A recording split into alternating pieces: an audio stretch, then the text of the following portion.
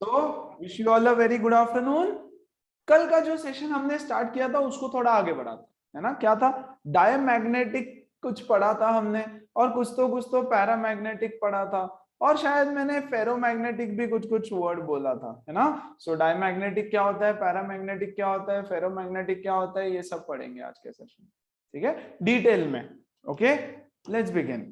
Diamagnetic substance. अच्छा, recap में क्या पढ़ा है हमने? रिकैप में हमने पढ़ा है कि electron revolving around the nucleus of an atom constitute a current loop. Current loop बनता है, करंट लूप की वजह से यहां पर मैग्नेटिक मोमेंट बनता है। Yes, and the magnetic moment is mainly due to orbital motion of electron. तीन रीजन की वजह से। एक, इलेक्ट्रॉन घूम रहा है उसकी वजह से। एक, स्पिन मोशन ऑफ इलेक्ट्रॉन की वजह से, स्पिन कर रहे हैं इलेक्ट्रॉन। और तीसरा, न्यूक्लियस के अंदर जो क्वार्क्स है उनके घूमने की वजह से। बाकी दो हमने बोला निग्लिजिबल है। और बोला total magnetic moment is because of orbital motion of electrons. ठीक है, अब तीन टाइप के सब्सटेंसेस होते हैं। पहला हम शुरू करेंगे डायोमैग्नेटिज्म। Most of the people call it diamagnetism. No, it is not diamagnetism. It is diamagnetism. Diamagnetism ऐसे बोल सकते हैं, राइट? अब देखो यार, सिंपल सिंपल डायमैग्नेटिज्म। कल हमने क्या बोला? कुछ ऐसे सब्सटेंसेस होते हैं, वैसे तो सब में इलेक्ट्रॉन्स है, वेरी गुड, सब में इलेक्ट्रॉन्स है तो सब में लूप बनता है, करंट लूप बनता है, वेरी गुड। करंट लूप बनता है तो मैग्नेटिक डाइपोल क्रिएट होना चाहिए या मैग्नेटिक मोमेंट क्रिएट होना चाहिए। लेकिन यस, डायमैग्नेटिक ऐसे सब्सटेंसेस है जिसमें जो इलेक्ट्रॉन्स है वो पेयर्ड होते हैं, राइट? तो एक इलेक्ट्रॉन दूसरा electron, paired electron. Paired electrons की वजह से एक मोमेंट अगर ऐसा बन रहा है तो बच्चों दूसरा मोमेंट ऐसा बनेगा, और ये दोनों मैग्नेटिक मोमेंट्स एक दूसरे को कैंसिल कर देंगे। अगर कैंसिल कर देंगे तो सब्सटेंस कुछ ऐसा दिखेगा। अरे कल हमने सब्सटेंस को कैसा दिखाया?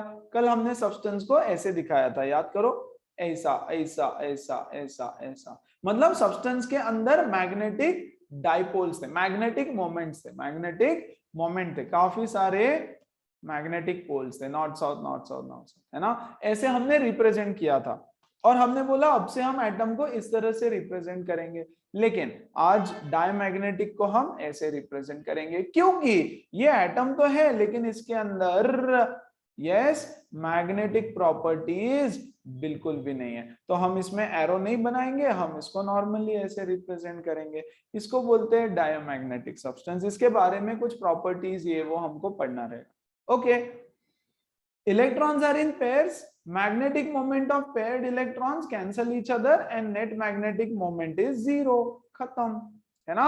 और इस तरह से हम मैग्नेटिक सब्सटेंस को, सॉरी, डायमैग्नेटिक सब्सटेंस को रिप्रेजेंट करते हैं, है ना? इसमें कोई भी मैग्नेटिक डाइपोल नहीं है, no magnetic dipole, yes, and no atomic dipole. Magnetic dipole, atomic dipole एक ही बात है, करेक्ट? नहीं है इसके अंदर। ओके, चलो और देखते हैं इसकी कुछ प्रॉपर्टीज। एग्जांपल्स कौन से सब्सटेंसेस है? Bismuth, copper, gold, quartz, mercury, water, ये सारे सब्सटेंसेस जो मैग्नेट से एक्चुअली दूर भागेंगे, है ना? जो मैग्नेट से एक्चुअली, पता है, अच्छा हम पढ़ने वाले हैं वैसे प्रॉपर्टी पढ़ने। मान लो नॉन यूनिफॉर्म मैग्नेटिक फील्ड है बच्चों, कुछ इस तरह से। मान लो this is a non uniform magnetic field. Okay, non uniform का क्या मतलब? यहां पर स्ट्रॉन्ग, देखो यहां पर लाइंस पास पास में है तो यहां स्ट्रॉन्ग है, और लाइंस दूर दूर जा रही है तो मतलब यहाँ पे वीक मैग्नेटिक फील्ड है। ये प्रॉपर्टी डिटेल में पढ़ेंगे, ऐसे ही बता रहा हूं, ठीक है? यहाँ स्ट्रॉन्ग मैग्नेटिक फील्ड है, यहाँ वीक मैग्नेटिक फील्ड है ना? इनमें से किसी सब्सटेंस को उठा करके अगर मैं बच्चों यहां पे रख दूं, बहुत स्ट्रांग है, very very strong, very very strong magnetic field. इनमें से किसी सब्सटेंस को बच्चों उठा करके मैं, डायमैग्नेटिक सब्सटेंस है, मैग्नेटिज्म नहीं है उसके अंदर, उसको अगर मैं यहां रख दूं तो एनी आइडिया क्या होना चाहिए उसके साथ? कुछ भी यार जो मन में आए वो बक दो। यस, सब वीक मैग्नेटिक फील्ड के वहां जाएगा। क्या हुआ, क्या हुआ? सब वीक मैग्नेटिक फील्ड के पास जाएगा। क्यों, कैसे, क्या? उसमें तो मैग्नेटिज्म है ही नहीं ना, तो वो मैग्नेटिज्म को रेस्पॉन्ड करेगा क्या? वो बोल रही है कि सर ये वीक मैग्नेटिक फील्ड के पास, मतलब इधर की तरफ उसका मोशन होगा। एनी रीजन जानिया? No sir. अरे तो ऐसे ही फेंका क्या? यस या पढ़ा है कहीं पे? सर मुझे किधर पढ़ा? लगा कि हाँ, शायद वीक के वहां जाएगा। किधर पढ़ा? सर पढ़ा नहीं, मुझे लगा कि शायद ओके, वीक लगा। के वहां जाना ओके, चाहिए। Gut feeling.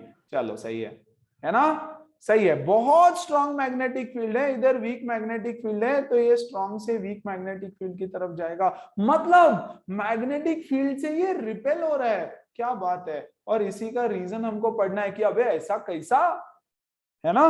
क्योंकि ऐसा होना नहीं चाहिए। अभी आप बोलोगे सर वाटर, है ना, ये मैग्नेटिक फील्ड भर भर के यहाँ पर मैं वाटर का एक कुछ ग्लास रख दूं तो वाटर उड़ के तो जाता नहीं है कहीं पे, है ना, वाटर तो वहीं पे रहता है। लेकिन हम बोल रहे हैं कि बहुत स्ट्रॉन्ग मैग्नेटिक फील्ड है और वो वेरी करते जा रही है, तो शायद वो उससे, शायद, जरूरी नहीं है कि रिपेल होगा, but it tends to repel, repel होना चाहेगा। ठीक है, एग्जांपल्स याद रखो, बोर्ड एग्जाम में काम में आएंगे।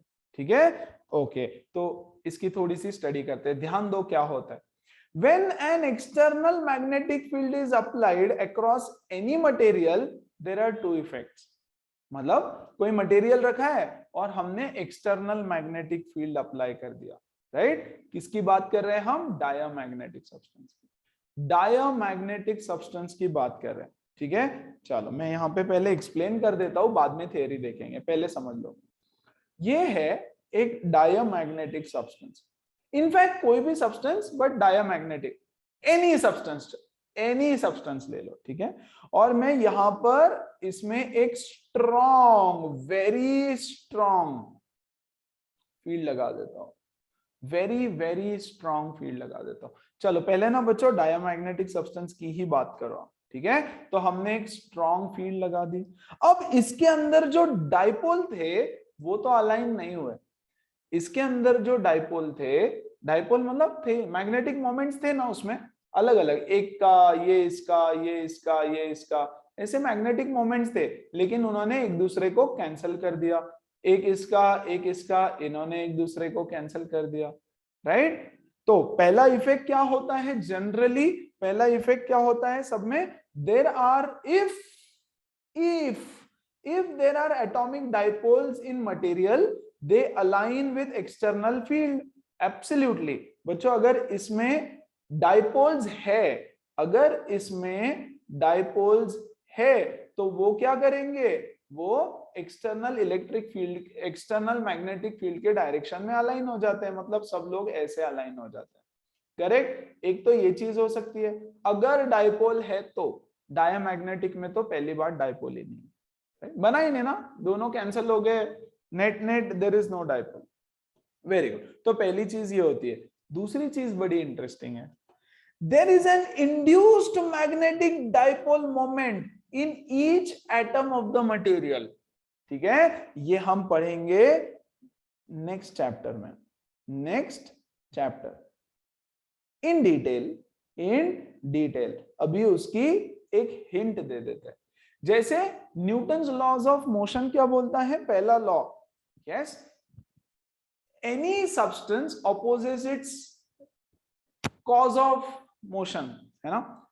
यस, इनर्शिया क्या बोलता है कि कोई चीज जैसे है वैसे रहना पसंद करेगी, जो भी चीज उसको अपोज करने की कोशिश करेगी वो उसको अपोज करेगा। तो बेसिकली होता क्या है पता है, यहां पर एक उल्टे डायरेक्शन में मैग्नेटिज्म इंड्यूस हो जाता है, एक उल्टे डायरेक्शन में मैग्नेटिज्म इंड्यूस हो जाता है। देखो ये मैग्नेटिक फील्ड ने क्या किया, इस एक्सटर्नल मैग्नेटिक फील्ड ने, यस, इसके अंदर मैग्नेटिज्म इंड्यूस करने की कोशिश की। ये मटेरियल बेचारा चुपचाप अच्छे से बैठा था, है ना, किसके बाप का, उसने कुछ बिगाड़ा क्या, नहीं, कुछ नहीं, बैठा है, एक्सटर्नल फील्ड आ गई, बोला हम इसके अंदर मैग्नेटिज्म इंड्यूस करेंगे, यस, मतलब हम इसको मैग्नेटाइज करेंगे, और ये है डायमैग्नेटिक सब्सटेंस। ये बोलेगा नहीं, डायमैग्नेटिक नहीं, कोई भी सब्सटेंस खुद क्यों मैग्नेटाइज होना चाहेगा, जैसे हमारे क्लास के बच्चे, कोई इधर, कोई इधर, कोई इधर, कोई इधर, कोई इधर, कोई इधर, कोई इधर, कोई इधर, कोई इधर, है ना। टीचर यहाँ से आया, वो बोलेंगे यार क्यों भाई, क्यों सुनूं मैं इसका, फीस पे किया है मैंने, स्कूल में आया मैं, मुझे जो करना है मैं करूंगा, है ना। यस, बेसिकली इस इंसान को वो अपोज करना चाहते, तुम लोग भी चाहते हो, जबरदस्ती पढ़ रहे सब लोग, पता है ना। हार्डली कोई बेचारा एक आधा बच्चा होगा कि यार खुद से पढ़ रहा है, बाकी तो क्या माँ बाप ने फी भर दिया यार, अब तो करना पड़ेगा, कोई ऑप्शन नहीं है हमारे पास, है ना। तो इन लोगों का भी ऐसा ही है, ये लोग अपोज करना चाहेंगे जो भी उनके अंदर चेंज लाना चाहता है उसको, कहीं ना कहीं। तो यहां पर उल्टे डायरेक्शन में एक मैग्नेटिज्म इंड्यूस हो जाता है कुछ इस तरह से। यस, एरो नॉर्थ पोल दिखाता है, ऑपोजिट डायरेक्शन में मैग्नेटिज्म इंड्यूस हो गया। तो इस बार जो आए हैं मेरा मैग्नेटाइजेशन, मैग्नेटाइजेशन इस बार होएगा माइनस आई। मैग्नेटाइजेशन हुआ क्या? हाँ हुआ, मैग्नेटाइजेशन हुआ क्या? हाँ हुआ, लेकिन ऑपोजिट डायरेक्शन में। ये किसके लिए ट्रू है? डायोमैग्नेटिक सब्सटेंस के लिए। आप बोलोगे पैरामैग्नेटिक के लिए भी ट्रू है क्या? हाँ ठीक है, लेकिन पैरामैग्नेटिक में बच्चों सब लोग इधर अलाइन हो जाते हैं, और इसके साथ साथ एक छोटा सा इंड्यूस्ड मैग्नेटिज्म ऑपोजिट डायरेक्शन में भी आता है जो उस फील्ड को अपोज करेगा, तो वहां दोनों चीजें रहेगी, है ना। तो फिलहाल के लिए मैं बोल रहा हूं, क्या ये चीज हर सब्सटेंस में होती है? हाँ हर सब्सटेंस में होती है, लेकिन जो डायोमैग्नेटिक सब्सटेंस है उसमें डाइपोल तो अलाइन करने वाले नहीं है। तो जो भी अंदर इंड्यूस हुआ है वो ऑपोजिट डायरेक्शन में एक मैग्नेटिक फील्ड इंड्यूस हो गई, यहां नॉर्थ यहां साउथ, ये नॉर्थ ये साउथ, ये north south north south north south ऐसे। और ये मैग्नेटिक फील्ड कैसे आई? यहाँ पे नॉर्थ होगा, यहाँ साउथ होगा, करेक्ट। तो एक्सटर्नल मैग्नेटिक फील्ड ऐसे जा रही है ना। सो ये देखो नॉर्थ और नॉर्थ एक साथ अलाइन हो गए, नॉर्थ नॉर्थ पास में आ गए। अब क्योंकि नॉर्थ नॉर्थ पास में आ गए, ये ऑब्जेक्ट इधर जाना चाहेगा, है ना। जा पाएगा या नहीं अलग कहानी है, प्लीज समझो, वर्ड्स को समझो, है ना। हिंदी में समझा रहा हूं ताकि भावनाएं पहुंचे आपके पास। यस, जाना चाहेगा। यस, ये जो क्लास के बच्चे हैं ये अपोज करके, मनमानी करके क्लास के बाहर जाना चाहेंगे, जा पाएंगे या नहीं ये अलग बात है, ठीक है। तो ये ऑब्जेक्ट बच्चों इधर की तरफ, यहां स्ट्रॉन्ग मैग्नेटिक फील्ड होगी। यस, अच्छा ये तो यूनिफॉर्म फील्ड है मान लो, ठीक है, ये यूनिफॉर्म है। यही अगर नॉन यूनिफॉर्म होती तो हम बोलते कि यहाँ पर स्ट्रॉन्ग है और दूसरे साइड में वीक है, यहाँ पे स्ट्रॉन्ग फील्ड है और यहाँ वीक फील्ड है। क्योंकि यहाँ बहुत स्ट्रॉन्ग नॉर्थ पोल है और इसके यहाँ छोटे छोटे नॉर्थ बन गए, इसके यहाँ छोटे छोटे नॉर्थ बन गए, ये पूरा ऑब्जेक्ट इधर जाना चाहेगा।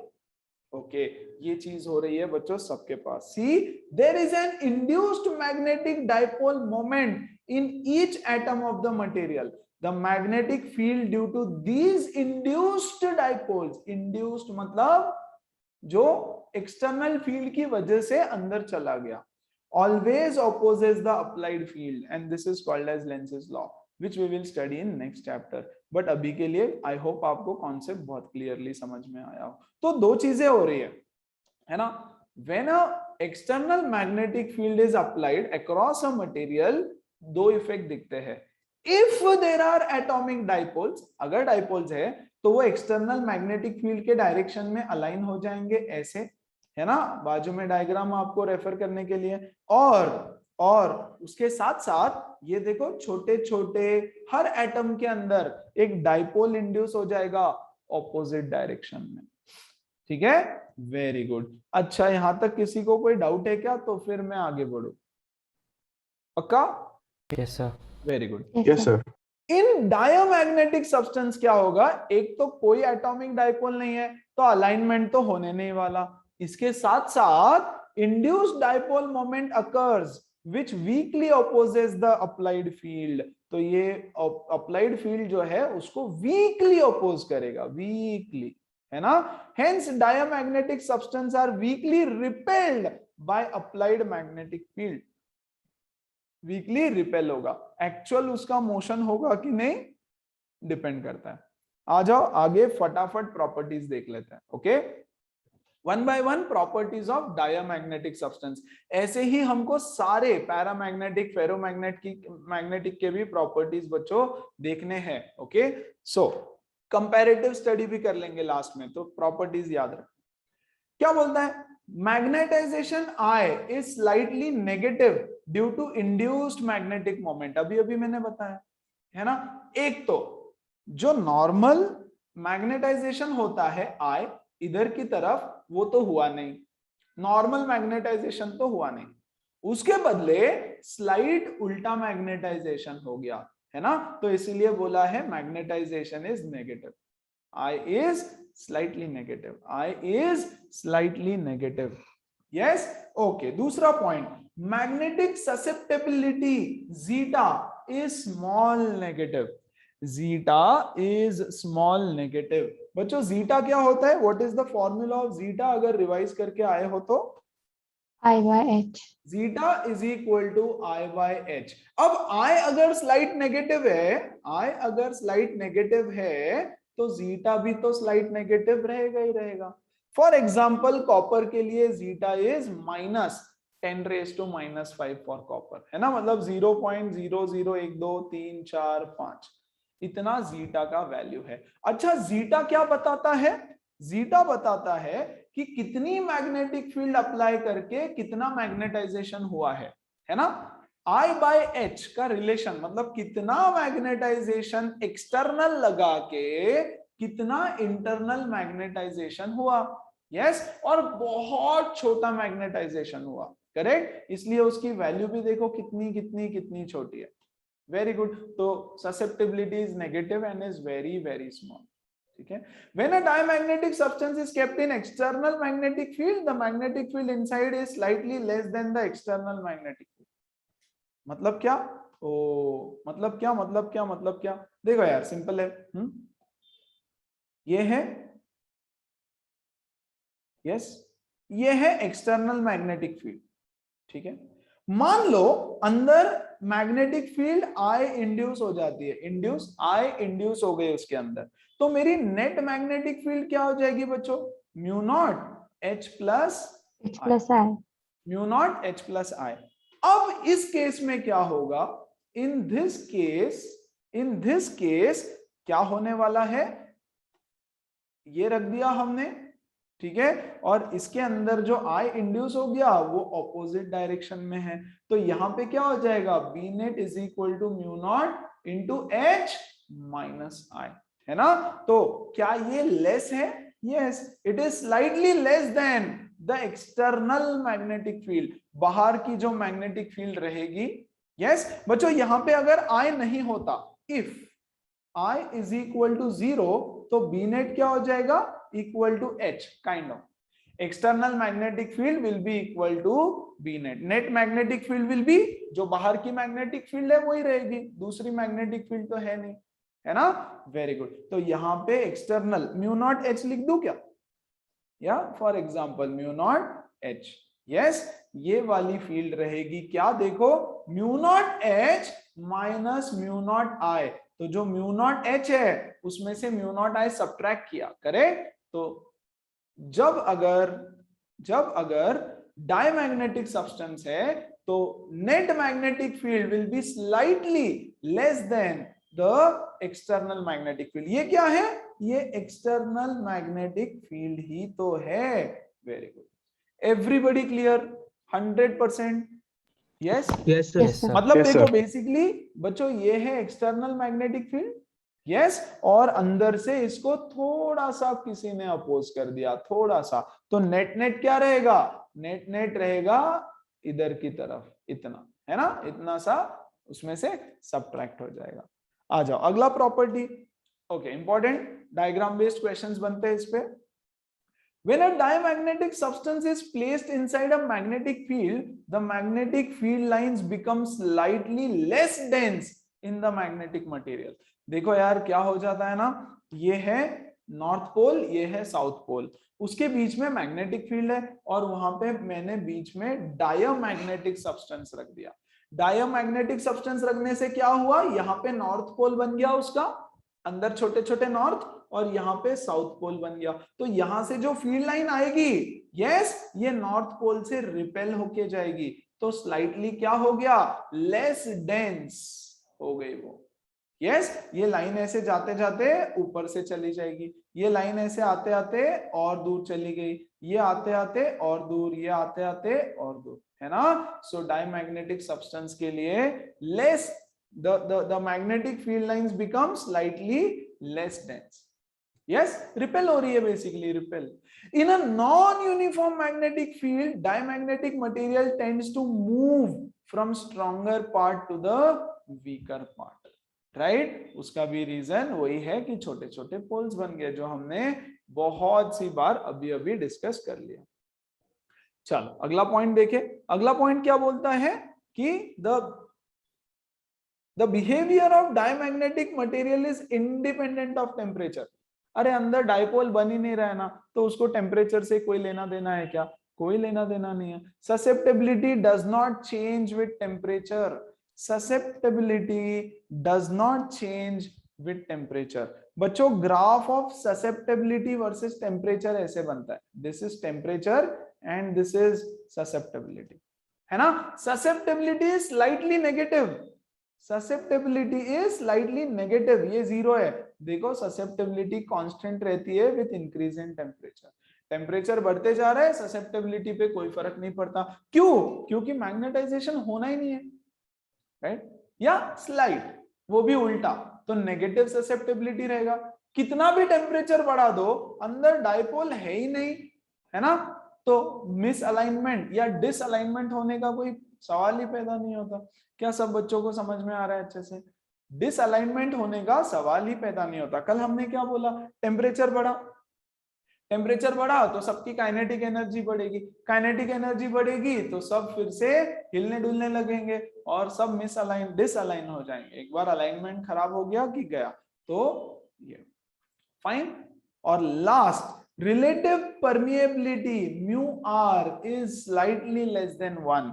चलो, what is the formula of relative permeability? Yes, याद है किसी को? relative Pm by B naught. क्या क्या? Pm by B naught. Very good. mu m by mu naught. mu m divided by mu naught is relative permeability. अच्छा, इसका क्या मतलब है? Yes, the value is slightly less than 1, मतलब mu naught बड़ा है, mu naught is greater than mu m, mu naught is greater than mu m। या फिर और एक फॉर्मूला था यार, याद है क्या आपको? 1 plus zeta। Very good, relative permeability is 1 plus zeta, और zeta नेगेटिव है, दिस वैल्यू इज नेगेटिव, तो नेगेटिव होने से क्या हो जाएगा, ये हो जाएगा 1 plus सम नेगेटिव नंबर, है ना, तो ये हो जाएगा less than 1। Perfect, I guess that's it, इतनी प्रॉपर्टीज रहेगी। Very good, right. और भी दो प्रॉपर्टीज यहीं पे बता देता हूं, मिस हो गई, यहां डालना चाहिए था। प्रॉपर्टी नहीं है बच्चों ये, बट इस पे क्वेश्चन बन जाता है। जैसे आप एक YouTube ले लो, YouTube मतलब आपका YouTube नहीं, फिजिक्स वाला YouTube, ये YouTube ले लो,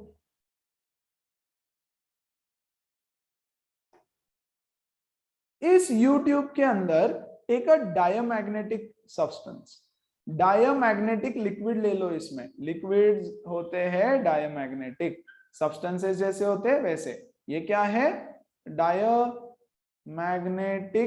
लिक्विड, ठीक है, वेरी गुड। और यहां पे लगा दो एक नॉर्थ पोल और यहां पे लगा दो एक साउथ पोल। इसका जो एक आर्म है ना, दिस वन आर्म, इसको मैग्नेटिक फील्ड में रख दो, इसको मैग्नेटिक फील्ड के अंदर इस तरह से रख दो, तो क्या होगा, कोई बता सकता है? What will happen? गेस, अभी तक जो प्रॉपर्टीज हमने पढ़ी उसके बेसिस पे। यस, ये जो लिक्विड है, ये फील्ड से दूर भागना चाहेगा, फील्ड से दूर भागना चाहेगा, राइट? तो लेफ्ट और राइट में तो जा नहीं सकता, यस, ऊपर हवा में उड़ नहीं सकता, ग्रेविटी भी तो है, राइट? तो ये लिक्विड नीचे आ जाएगा, ये लिक्विड की लेवल ऐसे यहाँ पे गिर जाएगी, right? The liquid level, the level of liquid, the level of liquid falls, है ना? ये चीज हो जाती है। क्या सबको समझ में आया क्या होने वाला है? यस, क्यों ये भी समझो, दूर जाना है ना उसको, दूर जाना है इसलिए, ठीक है? चलो, क्लियर है? किसी को कोई डाउट इसमें? No yes? Sir. No sir. अब इसी का एक काउंटर एग्जांपल, थोड़ा सा आप बोलोगे ऐसा कैसा? अरे ऐसा कैसा कैसा? देखो ना, हमने एक बाउल लिया, एक बाउल पे यहां ऐसे रख दिया मैग्नेट के ऊपर, ये है north pole of the magnet, और बच्चों ये है south pole of the magnet, ऐसे। और इसके अंदर हमने ले लिया एक डायमैग्नेटिक लिक्विड, इसके अंदर हमने ले लिया एक डायमैग्नेटिक लिक्विड, ठीक है? यस, और यहाँ पे रहने वाली है हमारी मैग्नेटिक फील्ड कुछ इस तरह से। हाँ, अब क्या होगा? अब क्या होगा लिक्विड का? क्या लिक्विड वहीं पे बैठा रहेगा या फिर वहां पे ऐसा? ये देखो, क्या ये लिक्विड का शेप ऐसा हो जाएगा या क्या ये लिक्विड का शेप ऐसा हो जाएगा? 1 आंसर ऑप्शन, आंसर ऑप्शन 2, या फिर आंसर ऑप्शन सी, ये ऐसे के ऐसे रहेगा, आंसर ऑप्शन 3। बताओ आंसर ऑप्शन 1 2 3, इधर मैं चेंज कर रहा हूं, ये है 1, ये है 2, ये है 3, ऐसा के ऐसा रहेगा। ये देखो ऐसा है ना, अभी स्ट्रेट है, यस, तो ऐसे के ऐसे रहेगा, या 2 हो जाएगा या 3 हो जाएगा। 3। क्यों 3? सर 2 हो जाएगा। 2 क्यों? 3 क्यों? देखा है सर। अच्छा, देखा है, अच्छा कहाँ देखा? ओके, पढ़ के आया। फेरोमैग्नेटिक लिक्विड्स कुछ तो रहते हैं, तो फिर ऐसे स्पाइक्स तैयार होते हैं उससे। एब्सोल्युटली। क्या आप लोगों ने कभी ऐसे देखा है क्या, YouTube पे कहीं देखा है कि यार मैग्नेटिक सब्सटेंस है यहाँ पे रखा हुआ, right? Liquid, liquid, magnetic substance liquid, और उसके आसपास आप कोई मैग्नेट्स लेके आओ तो वो लिक्विड ऐसे ऊपर राइज कर जाता है, ऐसे स्पाइक्स आ जाते हैं उसमें, कुछ भी अजीब अजीब चीजें होती है ना। लेकिन हो सकता है कि वो मैग्नेटिक सब्सटेंस के लिए आपने देखा हो, भैया ये डायमैग्नेटिक है ना, यस। अरे ये रिपेल होना चाहेगा, पूरा के पूरा लिक्विड रिपेल होना चाहेगा, किससे? किससे? मैग्नेटिक फील्ड से। नीचे तो जा नहीं सकता। देखो यार, ये हो गया, अगर ऐसा हुआ इसका मतलब क्या हुआ कि वो अट्रैक्ट हो गया, अरे नीचे की तरफ अट्रैक्ट हो गया वो लिक्विड, लेकिन यहां तो रिपेल करेगा ना, डायमैग्नेटिक सब्सटेंस है, तो रिपेल करना है मतलब मैग्नेटिक फील्ड से दूर ही जाना पड़ेगा, और कोई रास्ता नहीं है, करेक्ट? सो आंसर ऑप्शन 2, इस तरह से वो उसको रिपेल करेगा, provided it is a diamagnetic substance. क्या सब लोगों को डायमैग्नेटिक का सब कुछ समझ में आया? क्या होता है, क्यों होता है, कैसे होता है, कब होता है, कहाँ होता है? Yes sir. पक्का? 100%। चलो, एक और प्रॉपर्टी, हाँ चलो, प्रॉपर्टी नहीं, डायग्राम बेस्ड क्वेश्चंस आ जाता है कभी कभी। यस, मान लो ये एक मैग्नेट है, ये नॉर्थ पोल और ये इसका साउथ पोल है ना, ये magnetic field lines, very good. इसके बीच में अगर मैं एक बार मैग्नेट रख दूं या फ्रीली सस्पेंडेड मैग्नेट रख दूं, यस यस, लेकिन बार मैग्नेट नहीं, इसके बीच में अगर मैं एक डायमैग्नेटिक रॉड रख दूं, diamagnetic rod is placed in this field, तो वो रॉड कैसा रहेगा? 1 बच्चों, ऐसा, यस, ये नॉर्थ, ये साउथ, ठीक है, या ऐसा, यस, ये नॉर्थ, ये साउथ, या किसी एंगल में ऐसा आ जाएगा, है ना, या जैसे रखा था वैसे, जैसे रखा वैसे, क्या होगा? Anybody, any idea? या और भी कोई आंसर होगा तीसरा तो बोलो भाई।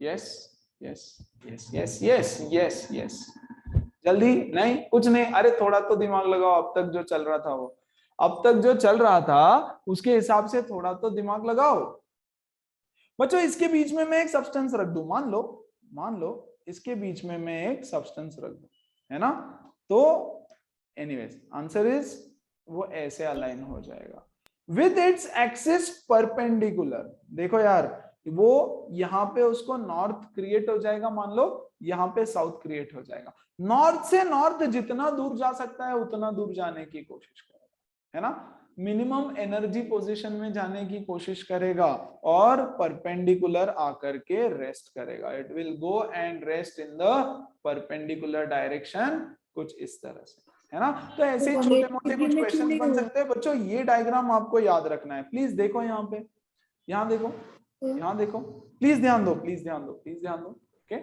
ये क्या है, नॉर्थ पोल साउथ पोल, मतलब दो बड़े बड़े मैग्नेट्स रख दिए, बीच में डायमैग्नेटिक सब्सटेंस रख दिया। यस, तो मैग्नेटिक फील्ड लाइंस का क्या हुआ, मैग्नेटिक फील्ड लाइन यहां से आ रही थी, इधर चली गई, रिपेल हो गई, दूर चली गई ना, रिपेल हो गई, दूर चली गई, यहां से आ रही थी, रिपेल होके दूर चली गई। यस, तो मैग्नेटिक फील्ड लाइंस रिपेल होके दूर दूर दूर दूर जा रही थी।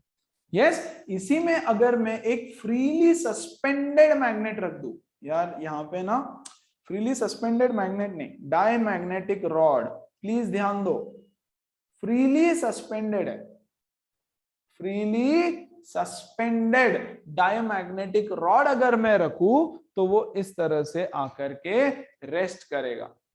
फाइन, इस तरह से आकर के रेस्ट करेगा। अब एक मिनट प्लीज, राइट,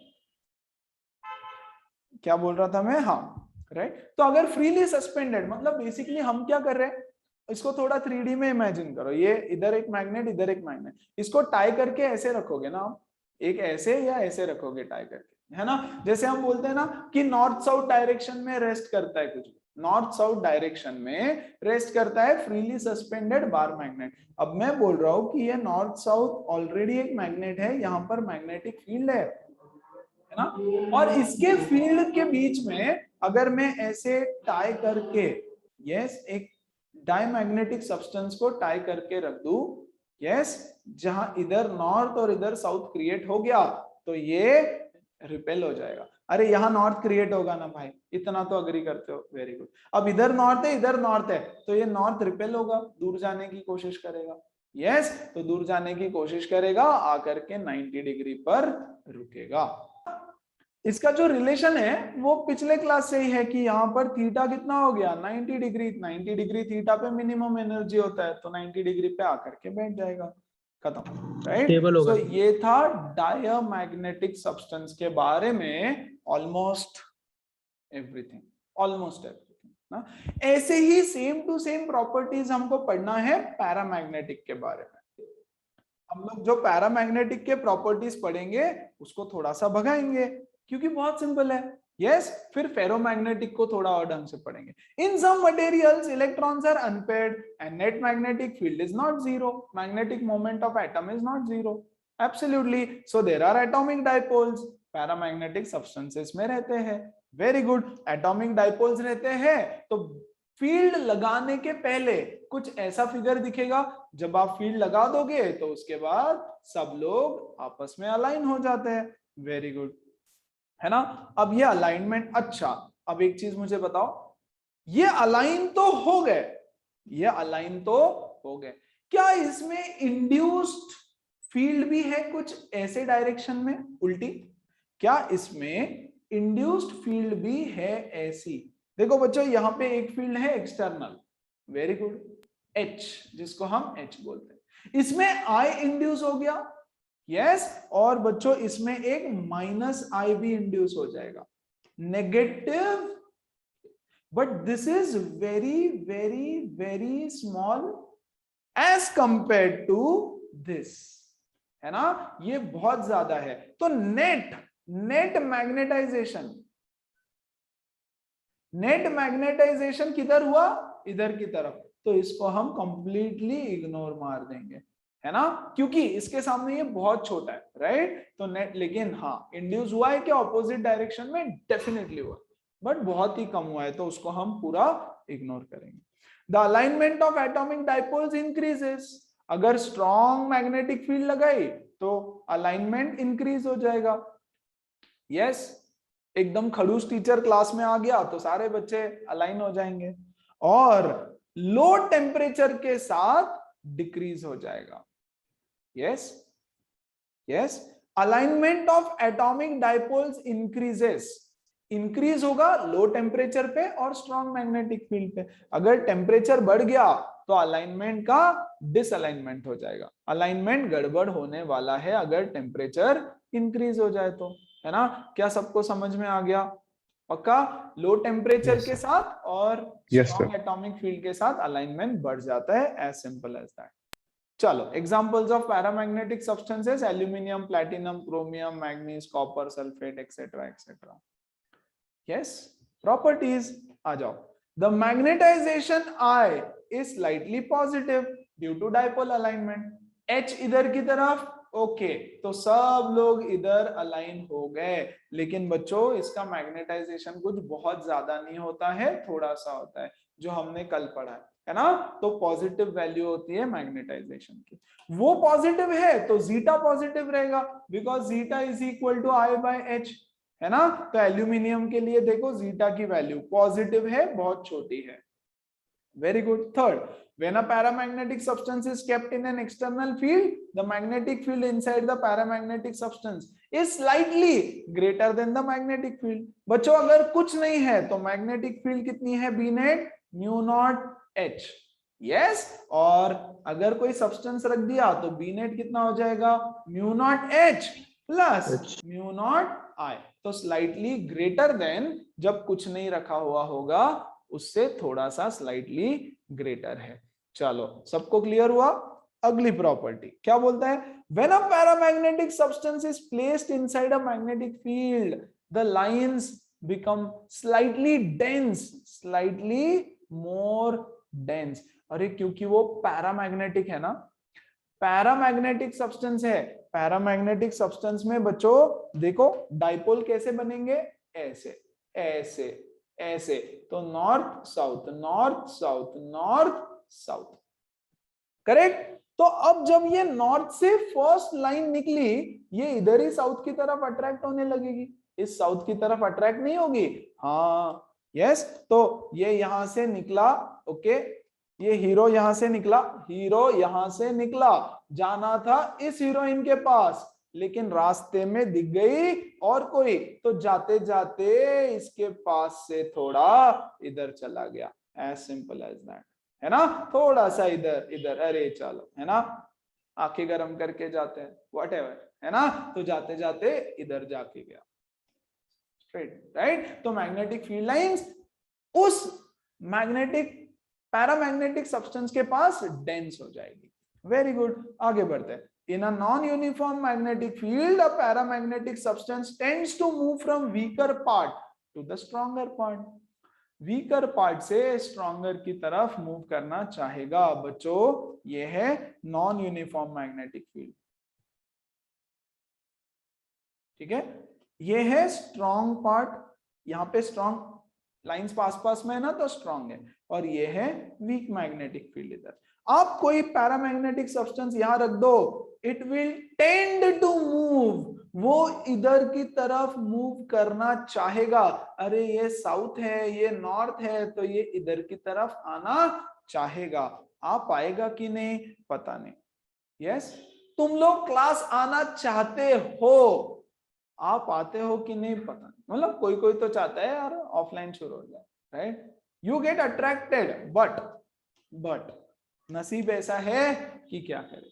आगे बढ़ते हैं, आई होप चीजें क्लियर है। Relative permeability is greater than 1। अरे फॉर्मूला है 1 plus zeta, and zeta is positive, zeta is positive, तो ये वैल्यू हो जाएगी 1 plus some positive value which is greater than 1। आगे बढ़ते हैं। Behaviour of paramagnetic material is temperature dependent, obviously, है ना। जैसे जैसे टेम्परेचर बढ़ेगा अलाइनमेंट गड़बड़ होता जाएगा, गड़बड़ होता जाएगा, गड़बड़ होता जाएगा। अगर बच्चों अलाइनमेंट गड़बड़ हो गया तो ससेप्टेबिलिटी कम हो जाएगा। What is susceptibility? Susceptibility is, what is susceptibility? Yes, susceptibility is कितना मैग्नेटाइजेशन हुआ एक्सटर्नल फील्ड की वजह से। अब बच्चों टेम्परेचर बढ़ते गया बढ़ते गया बढ़ते गया, है ना, तो मैग्नेटाइजेशन घटते गया घटते गया घटते गया, तो अल्टीमेटली जो ससेप्टेबिलिटी है वो घट जाएगा। ससेप्टेबिलिटी का डेफिनेशन बार बार याद करवा रहा हूं, ससेप्टेबिलिटी इज कितना मैग्नेटाइजेशन हुआ एक्सटर्नल फील्ड की वजह से।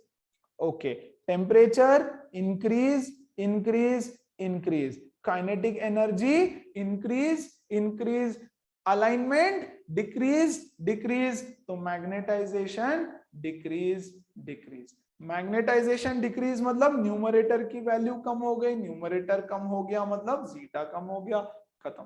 तो इनवर्सली प्रोपोर्शनल है। सो बच्चों zeta is inversely proportional to temperature for a paramagnetic substance, है ना। डायमैग्नेटिक में कोई फर्क नहीं पड़ता, पैरामैग्नेटिक में इनवर्सली प्रोपोर्शनल। न्यूमेरिकल है बाद में करवाता हूं। यस, अच्छा चलो ये न्यूमेरिकल पहले कर लेते हैं, वैसे सिंपल न्यूमेरिकल है, मैं वाला थियरी पूरा फ्लो में खत्म करते हैं। Which of the following best represents the variation of I versus H by T for paramagnetic material? Very important, ध्यान से समझो। Which of the following best represents variation of I? Yes, with temperature नहीं बोला है, with H by T बोला है, H by T, with H by T। Okay, मान लो 2 minute के लिए मैं H को कांस्टेंट कर दूं, H तो कांस्टेंट ही है, हाँ चल H कांस्टेंट कर दे, H कांस्टेंट है। अब मैं ना टेम्परेचर को डिक्रीज करते जाता हूं, तो अगर बच्चों मैं टेम्परेचर को डिक्रीज करूं तो H by T की वैल्यू क्या होती जाएगी? Increase decrease? इंक्रीज। इंक्रीज होते जाएगी। वेरी गुड, है ना, H by T की वैल्यू इंक्रीज होते जाएगी। मैंने ये जो लिखा है ये हेल्प करेगा आपको ये सवाल सॉल्व करने के लिए, है ना। वंस अगेन H को मैंने कांस्टेंट कर दिया, ठीक है, H तो कांस्टेंट है, फील्ड लगा दी हमने, एक बार लगा दी। अब मैं टेम्परेचर डिक्रीज कर रहा हूं, टेम्परेचर कम कम कम कम करते जा रहा हूं, टेम्परेचर कम कर रहा हूं तो H by T का वैल्यू इंक्रीज होता जाएगा, डिनोमिनेटर घट रहा है ना, तो H by T इंक्रीज होगा। वेरी गुड, ग्राफ पे आ जाओ, graph A. H by T increase हो रहा है, देखो इधर की तरफ एक्स एक्सिस पे H by T है, वो इंक्रीज हो रहा है। वेरी गुड, इंक्रीज हो रहा है मतलब टेम्परेचर का क्या हो रहा है? टेम्परेचर डिक्रीज हो रहा है। क्या सब मानते हो ये देखो ना, टेम्परेचर डिक्रीज हो रहा है ना। और ये ग्राफ क्या बता रहा है कि टेम्परेचर डिक्रीज हो रहा है तो I इंक्रीज हो रहा है, ऐसा थोड़ी हो सकता है। टेम्परेचर डिक्रीज, सॉरी सही है, I am so sorry, temperature decrease I increase, तो ये सही लग रहा है, ये सही लग रहा है फिलहाल के लिए। 2 मिनट मैं सब एक्सप्लेन कर रहा हूं। ओके चलो दूसरी चीज, अच्छा और एक चीज सही नहीं लग रहा है वो, यस, क्योंकि ये ग्राफ किसका है? डायरेक्टली प्रोपोर्शनल का। डायरेक्टली प्रोपोर्शनल का ग्राफ होता है ना स्ट्रेट लाइन, तो ये तो गलत हो गया। हमको तो पता है कि इनवर्सली प्रोपोर्शनल है, I is inversely proportional to temperature, right. अरे ग्राफ दिया है कि टेम्परेचर डिक्रीज हो रहा है, I इंक्रीज हो रहा है, देखो ना टेम्परेचर ये और I डिक्रीज हो रहा है, तो गड़बड़ है। यहाँ पे गड़बड़ लग रही है, ग्राफ थोड़ा सा डायरेक्टली प्रोपोर्शनल का लग रहा है। खैर ग्राफ भी सही है, टू बी वेरी फ्रैंक, है ना, टू सम एक्सटेंट ग्राफ भी सही है। टेम्परेचर डिक्रीज, यस, जैसे जैसे हम आगे जा रहे हैं टेम्परेचर डिक्रीज हो रहा है, यस, और टेम्परेचर डिक्रीज के साथ साथ I इंक्रीज हो रहा है, ठीक है, रखते हैं उसको होल्ड पे। दूसरे में आ जाओ, once again H by T इधर इंक्रीज हो रहा है, मतलब टेम्परेचर इज डिक्रीजिंग। बच्चों टेम्परेचर इज डिक्रीजिंग तो I is increasing, temperature is decreasing तो I इज इंक्रीजिंग। ये भी सही लग रहा है यार मुझे तो लॉजिकली। ओके चौथे वाले पे आ जाओ, फोर्थ वाले पे आ जाओ।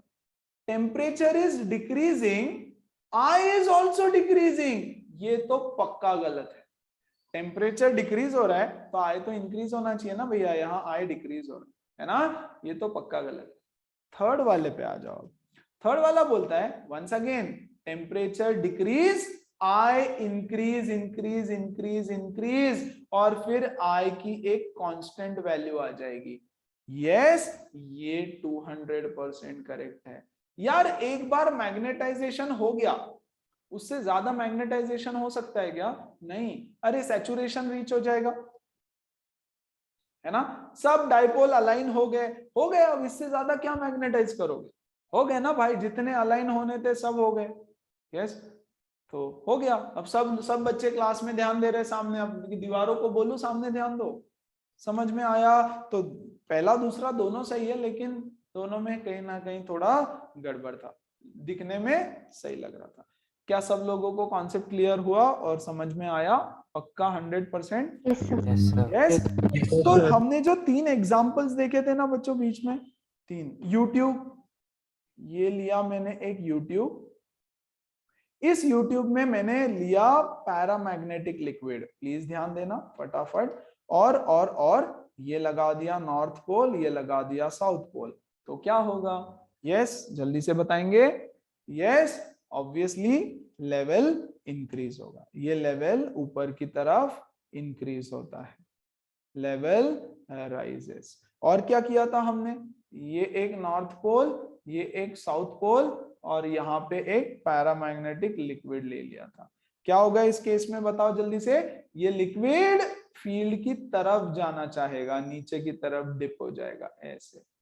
यस, ये फील्ड है ना इधर, यस, फील्ड की तरफ अट्रैक्ट हो जाएगा, फील्ड की तरफ। और हमने एक और किया था क्वेश्चन, ये अगर ऐसा है, यहाँ पर फील्ड है और मैं उसको फ्रीली सस्पेंडेड मैग्नेट रख दूं बीच में, ये नॉर्थ है ये साउथ है, फ्रीली सस्पेंडेड मैग्नेट नहीं रे बाबा, freely suspended paramagnetic rod, paramagnetic material का अगर मैं रॉड रख दूं, है ना, तो वो कैसे अलाइन हो जाएगा रेशमी? यस, यस, देखो ऑप्शन देता हूं, ऑप्शन दे रहा हूं, ऐसे,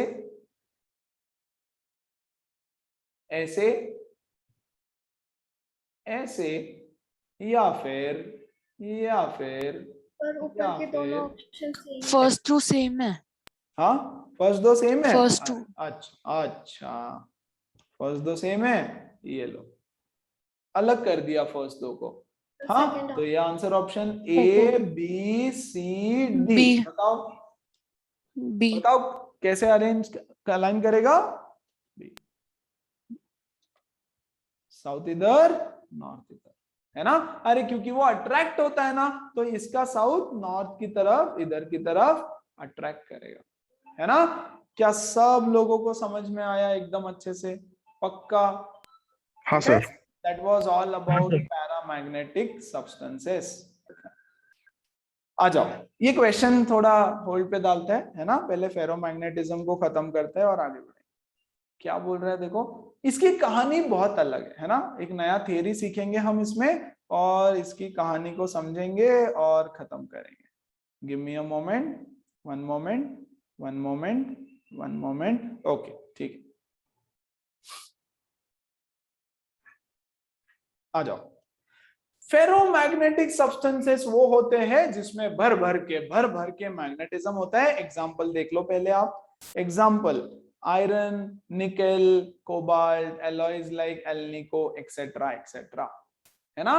ओके, क्या इनमें डाइपोल्स बनते हैं? जी हाँ, लेकिन क्या होता है ना बच्चों, पैरामैग्नेटिक की जो थियरी थी ना, थियरी है ना यार ये, यस, हमने बोला था अब तक का ये थियरी है, हो सकता है आगे कुछ और हो जाए, एनीवेज छोड़ो।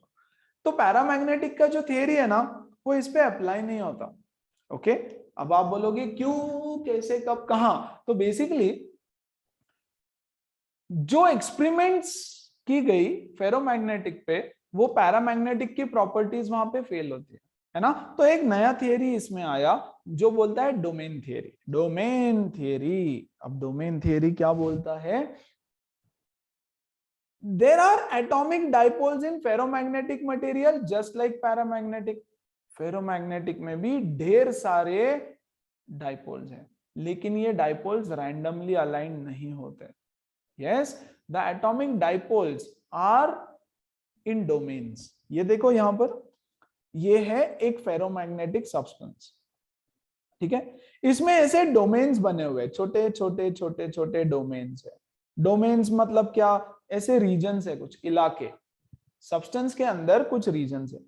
यहां पर सारे डाइपोल्स का डायरेक्शन ये है, यहां पर सारे डाइपोल्स का डायरेक्शन ये है, यहां पर सारे डाइपोल्स का डायरेक्शन ये है, और यहां पर सारे डाइपोल्स का डायरेक्शन ऐसा है.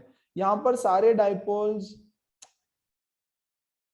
सॉरी, यहां पर एक और बना लेते हैं रीजन, है ना. सारे डाइपोल्स का डायरेक्शन ये है, और यहां सारे डाइपोल्स का डायरेक्शन ये है. इसके अंदर छोटे छोटे छोटे छोटे छोटे छोटे डोमेन्स बने हुए, एक एक रीजन को डोमेन का नाम दिया.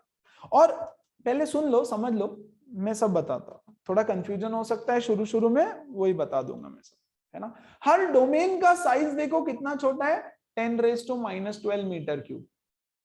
10⁻⁻12 समझते हो, इतना छोटा छोटा छोटा छोटा छोटा छोटा ढेर सारा डोमेन्स है. यस, कोई डोमेन इधर, कोई इधर, कोई इधर, कोई इधर, कोई इधर, कोई इधर. Net net net net magnetic dipole 0, net magnetic moment 0 है. कोई डाइपोल लेफ्ट में होगा तो कोई राइट में होगा, कोई डोमेन ऊपर होगा तो कोई नीचे होगा, कोई आड़ा होगा तो कोई टेढ़ा होगा, राइट. इस तरह से नेट डाइपोल मोमेंट तो 0 था. Number of atoms in each domain is 10⁻20. मतलब यहाँ पे 10⁻20 एटम्स है, इसमें 10⁻20 एटम्स है जो आगे की तरफ पॉइंट कर रहे हैं, इसमें 10⁻20 एटम्स है जो पीछे की तरफ पॉइंट कर रहे हैं. ऐसे करके करते सब सेट हो जाता है, और net dipole moment 0. In a ferromagnetic material, the atomic dipoles interact with each other in such a way that they spontaneously align themselves in some direction in small small volumes called as domains. अच्छा, अब when external magnetic field is applied, दो चीजें होती है. जब external magnetic field लगाया तो दो चीजें होगी, एक तो होगा डोमेन ग्रोथ और दूसरा होगा डोमेन ओरिएंटेशन. इसका क्या मतलब है, जो डोमेन्स एक्सटर्नल मैग्नेटिक फील्ड के डायरेक्शन में थे ऑलरेडी, यस, उनकी साइज बढ़ते जाती है. आ जाओ, ये था इनिशियली हमारा domain, initially before magnetic field is applied. Please ध्यान देना बच्चों, before magnetic field is applied. ठीक है, जब मैग्नेटिक फील्ड अप्लाई किया, ये देखो यहां पर, जब मैग्नेटिक फील्ड अप्लाई किया, कौन से डायरेक्शन में अप्लाई किया, इस डायरेक्शन में, है ना. तो जो डोमेन उस डायरेक्शन में ऑलरेडी जिनका डाइपोल था, जैसे कि ये, उसका साइज बढ़ गया. देखो डोमेन का साइज बढ़ गया, और बाकी डोमेन्स का साइज कम हो गया. ओके, बाकी डोमेन्स का साइज कम हो जाता है. दूसरा, डोमेन ओरिएंटेशन हो जाता है. मतलब क्या, बाकी जो डोमेन्स थे, यस प्लीज देखो, यहां पे पहले मोमेंट ऐसा था, करेक्ट, वो भी मैग्नेटिक फील्ड की डायरेक्शन में थोड़ा सा अलाइन हो जाता है. पहले ये ऐसा था ना, ये ऐसा हो गया, ओरिएंटेशन उसका चेंज हो गया टुवर्ड्स द मैग्नेटिक फील्ड. ये नीचे को जा रहा है इधर, ये भी थोड़ा सा मैग्नेटिक फील्ड के डायरेक्शन में उस पर टॉर्क लग के चेंज हो जाएगा. ये इधर पीछे जा रहा है, ये भी थोड़ा इधर आ जाएगा, ऐसे घूम के, वो घूम के ऐसे आना चाहता है, राइट. तो ओरिएंटेशन सबका चेंज हो गया. Yes, towards the magnetic field के डायरेक्शन में. ऐसे था ना, पहले ऐसे था, चेंज होके ऐसा, पहले ऐसा था, yes, towards the magnetic field चले गए सारे. तो जैसे ही एक्सटर्नल मैग्नेटिक फील्ड लगाई, दो चीजें होती है, एक होता है बच्चों डोमेन ग्रोथ, दूसरा होता है डोमेन ओरिएंटेशन, है ना. अब ये डोमेन ग्रोथ और डोमेन ओरिएंटेशन से नेट मैग्नेटिक फील्ड, यस, इधर की तरफ हो गया और ढेर सारा हो गया। ये देखो ना यार, ये देखो, ठीक है, और बाकी के भी थोड़े थोड़े इधर की तरफ पॉइंट कर रहे हैं, ऑलमोस्ट, है ना, सपोर्टिंग कर रहे हैं उसको, और ज्यादा सपोर्ट कर रहे हैं, तो नेट मैग्नेटिक फील्ड बहुत ज्यादा हो जाता है। Properties, magnetization is very large and positive due to domain formation. Domain बड़े बड़े हो गए ना, और सब इधर की तरफ, राइट, तो ड्यू टू डोमेन फॉर्मेशन आई बड़ा हो गया, आई बड़ा हो गया तो ससेप्टेबिलिटी बड़ा हो गया, ससेप्टेबिलिटी बड़ा हो गया, ferromagnetic substance when kept in magnetic field, the ferromagnetic material is, the field inside is greatly enhanced. पहले एक इधर, एक डोमेन, दो डोमेन इधर पॉइंट कर रहे थे, बाद में फील्ड की वैल्यू बहुत बढ़ गई, फील्ड बहुत बढ़ गई, है ना, तो बोल रहा है कि फील्ड इज ग्रेटली एनहांस्ड, ठीक है।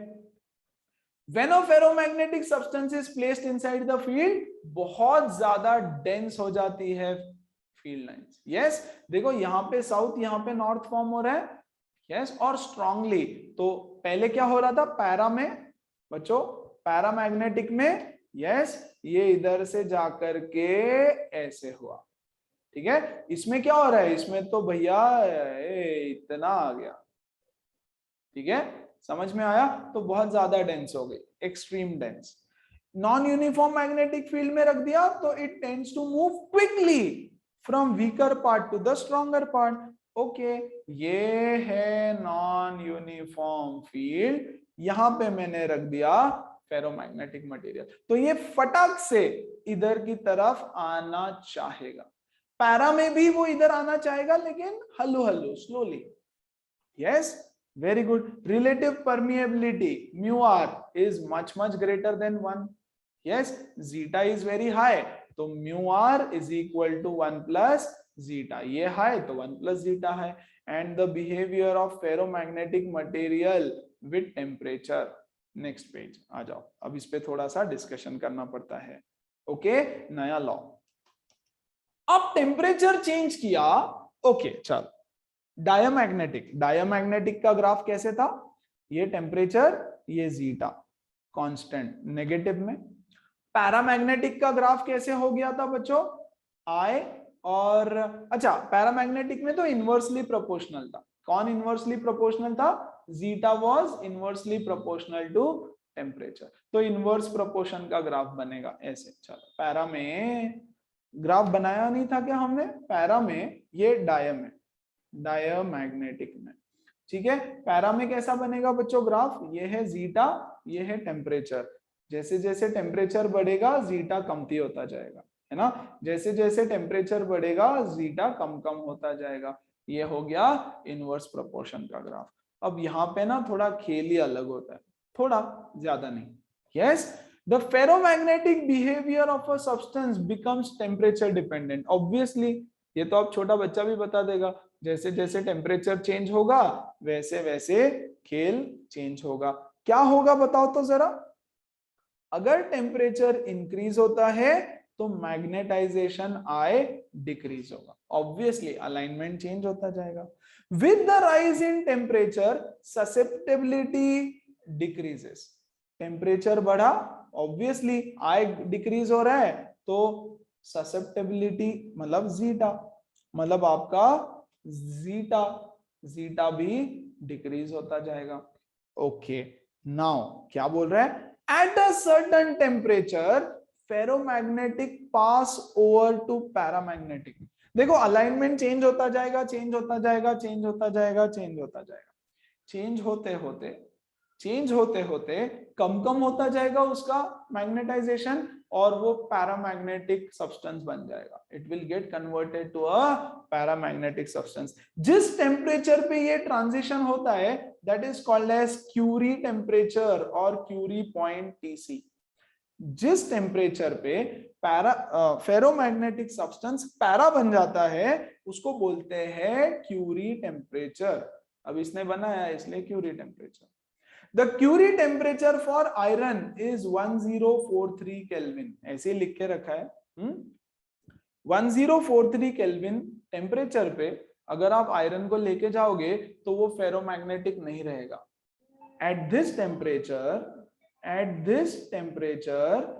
iron will become paramagnetic, है ना। वैसे तो आयरन फेरो है, वो पैरा बन जाएगा, ठीक है, very good. At a temperature above Curie point, a ferromagnetic becomes an ordinary paramagnetic whose magnetic susceptibility obeys Curie-Weiss law. Yes, Curie-Weiss का लॉ ओबे करती है। अब क्या है ये Curie-Weiss का लॉ, मैं बताता हूं। Above टेम्परेचर, ये देखो इस टेम्परेचर के ऊपर, yes, the substance, yes, the ferromagnetic becomes ordinary paramagnetic and उसका मैग्नेटिक ससेप्टेबिलिटी का ग्राफ कैसे होगा ये देखते हैं।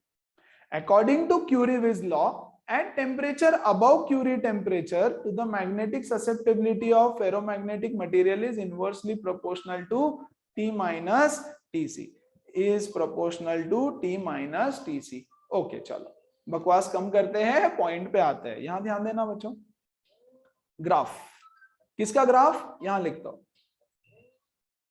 Graph of temperature versus zeta, temperature versus zeta का ग्राफ है ना, किसके लिए, फॉर फेरोमैग्नेटिक सब्सटेंस। ध्यान दो अच्छे से, ओके। यहां पर मैं ले लेता हूं जीटा और यहां पर मैं ले लेता हूं टेम्परेचर, ठीक है। पहले अच्छा चल रहा था, यस, इनिशियली शुरू में टेम्परेचर बढ़ा, जीटा घटा, ऑब्वियस सी बात है। हमने क्या बोला, टेम्परेचर बढ़ा तो आई घटा, हाँ, इनवर्सली प्रोपोर्शनल। टेम्परेचर बढ़ा, जीटा घटा, इनवर्स प्रोपोर्शन।